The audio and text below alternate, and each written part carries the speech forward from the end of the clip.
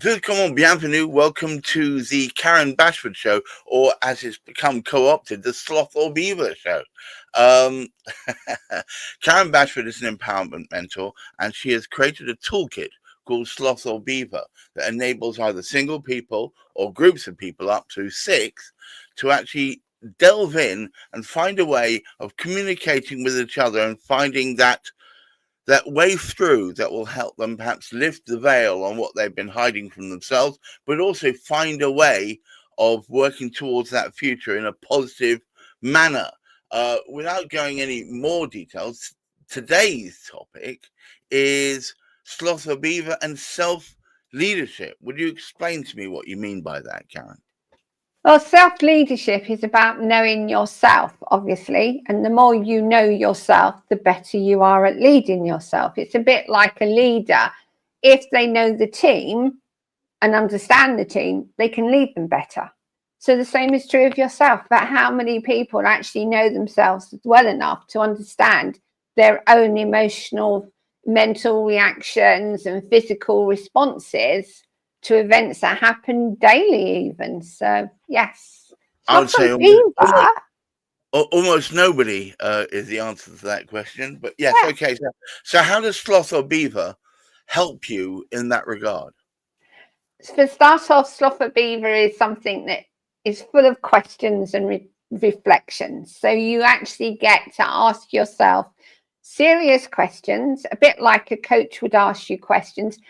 Instead, you have a card that's got a question on it about your life, where you are, what's happened, and such like that, because they will hold clues as to how you respond and what you believe, even, and even your biases. Right. So Sloth or Beaver in itself won't give you the answers. You'll give yourself the answers? Yes, because the questions are designed that make you answer them.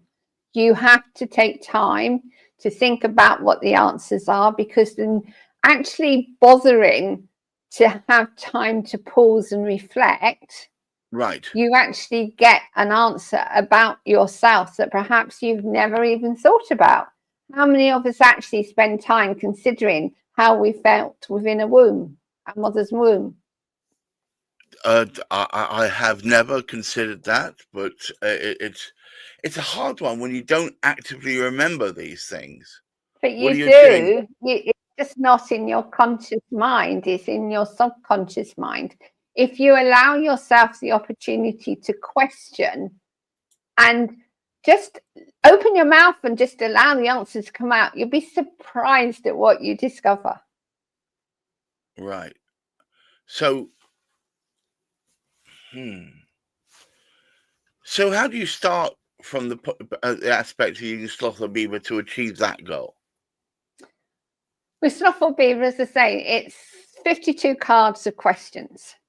Those cards relate to different aspects of your life. And in just starting to understand that if you question yourself, you can then start to find answers. Perhaps it gives you the opportunity to sit and think, well, actually, I always do this, Right. but is it really helping me or is it hindering me? And in discovering that you're doing things automatically, you'll then start realizing just how much you'd carry through life from your past that has created basically these program responses that aren't necessarily relevant anymore for you. You've moved on from those answers and choices that no longer serve you. So why continue using them? So it's a process, yes, and it's It's a a process. process. It's a process. So we're not expecting immediate results. You No, could work through a few cards and still not get those results. It's something that you need to take time over, yes? it's about being self-aware of understanding yourself. And in understanding yourself, you can then start to think, well, I do this. Like for me, for instance, I used to always get irritated every time I spoke to my brother. Guaranteed. And that if I looked at the reality of it, if I calmed down, I could probably have a better conversation. But So because was it also, him that was creating that, or your expectation of him? it was my expectation of the conversation we were going to be having. Generally, Right. it was right.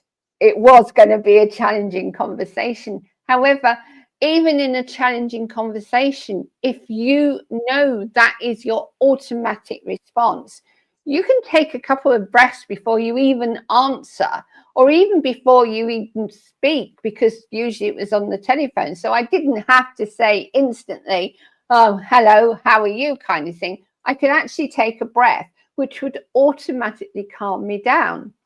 And then I wouldn't necessarily go in with this aggressive tone in my voice, oh God, it's him again, kind of thing, that I could calm down. And it's only through knowing that it was an automatic response, because that is what always happened, could I then start changing how I responded to him. Consequently, I was a lot calmer, so I'd come away less angry. Right. But he actually sometimes heard me, because he actually recognized that I wasn't being so aggressive towards him. But that was our relationship. He would be very domineering, very controlling. And for me, that was the definite don't do this. Well, given your own history of Mm. at least one gentleman who took that attitude with you as a relationship, no doubt it was a strong trigger for you. Yes. Mm. Absolutely. Yeah. Yeah. All right.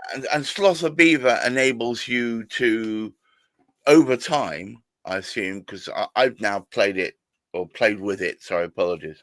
And worked through.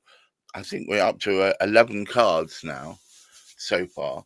Because as Karen will tell you, each card has a time written on it that you're supposed to spend talking, um, before you move on. So, I mean it's quite a, I was going to say skill, but it's not a skill. It's a challenge sometimes to keep within that time limit. But the aim of keeping in that time limit is, obviously, like any coaching session, you would have a time frame. Yes. With Sloth or Beaver, and because there is no facilitator there, actually setting a time for the person who picks the card to talk then allows somebody else to share their opinions, views, information, whatever comes up, without making it an hour long just for one question. Because quite often what happens with the cards is that one question will trigger a response that the next question then questions. It just is how it works. So, in actually restricting how long you spend on each card, you're actually allowing yourself to start processing, but potentially to then dive deeper through the next questions. So you can almost work on yourself through this incrementally. Yes. Yeah, you don't have to sit and do it all in one go. You can do one card at a time. You can choose half an hour to do the whole one card with anyone involved and walk away. But your mind will still be thinking. You've started that self-awareness process that says, actually, she said this or he said that. And, oh, I'm actually doing that. And that's how it works. It's like it starts to create a whirlpool of information that perhaps you've not been aware of previously, that then starts working through your subconscious mind, and you're starting to realize that just how many programs you do have.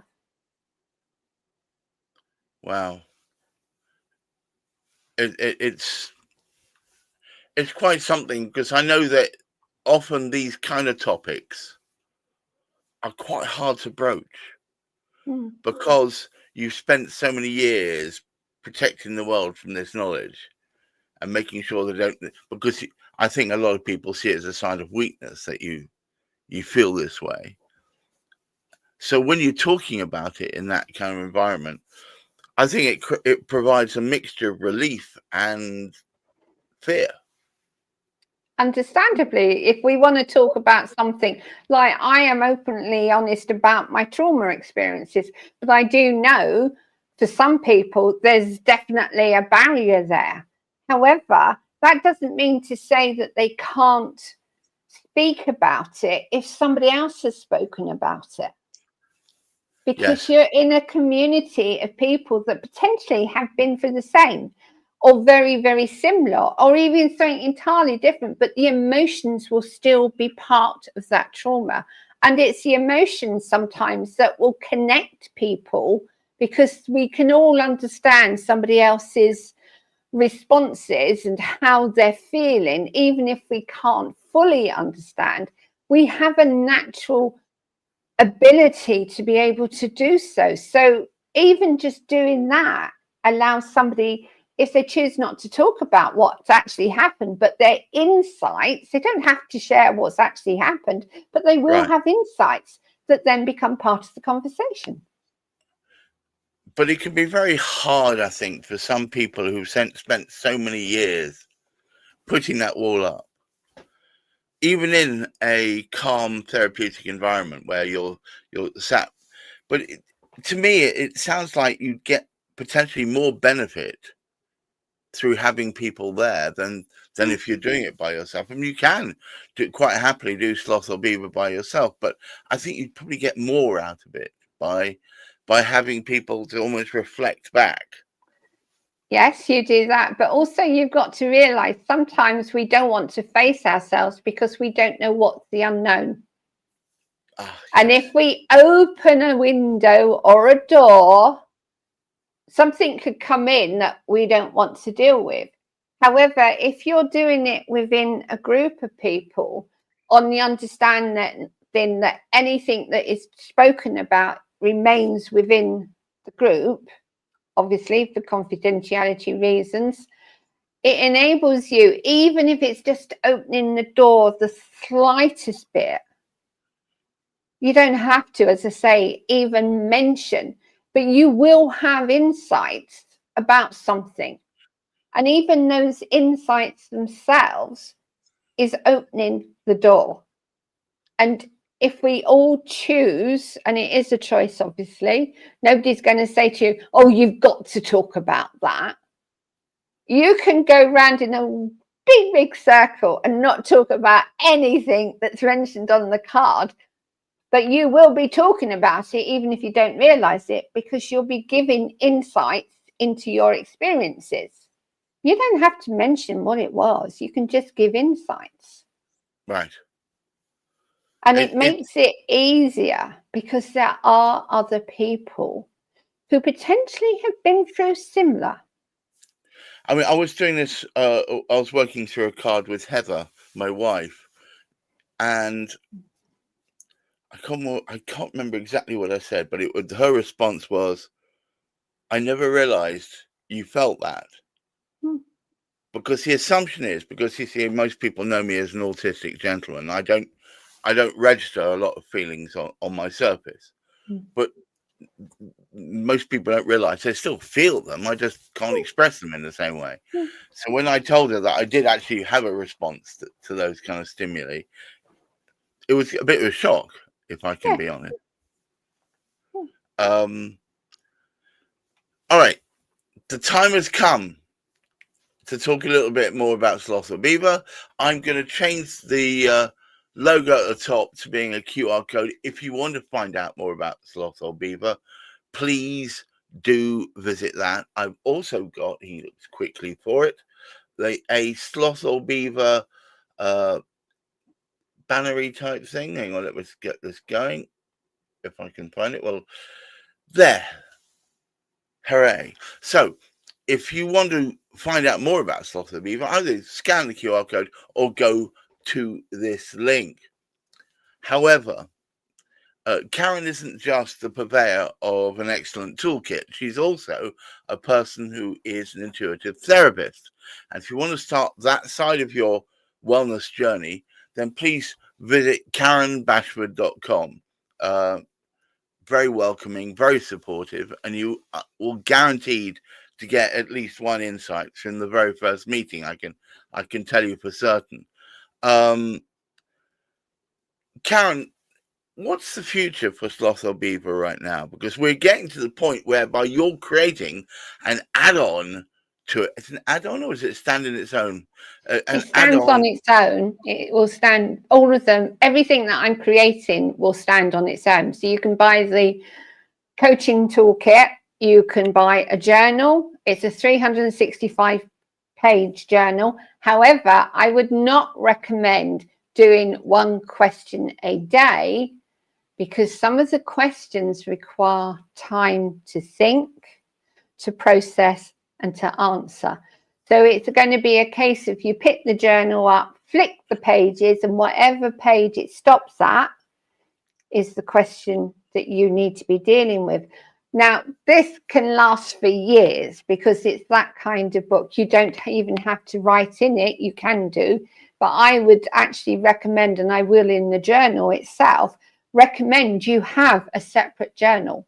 You actually have a separate place to write the answers, because every time you go use the journal, you learn something from yourself, and you can then put the page that the questions from the journal into your own personal diary notes, and then look back. And even going back to them, you might suddenly find you have new insights. Whereas if you've already written in that page, you might miss something because you're thinking, oh, I've already dealt with that question. All right. But so the idea would be you have the journal, which is the prompts, and then an empty journal where you can put down your responses. So even if you randomly open up the same page again in a few weeks' time, you'll have a totally different response, because you would have already started to go through analysing what you're really thinking originally, but then you've got a different answer the second time you analyse the question. All right. So, ladies and gentlemen, QR code in the corner will take you to Sloth or Beaver. And if you see down at the bottom of the ticker, you've got KarenBashford.com. If you want to have a discussion and talking about where you are and perhaps start your wellness journey from there. Thank you once again, Karen Bashford, to all of you out there watching. This is but the beginning. But these tools are designed to be used to help people. So help yourself or help others. I think they'd make a marvelous Christmas present, but obviously other times of year are still available, birthdays and so on. Please do check out slotholbeaver.com, KarenBashford.com, and keep your feet on the ground, keep reaching for the stars, and please try and look after that mental health. Until next week, bye-bye. Bye.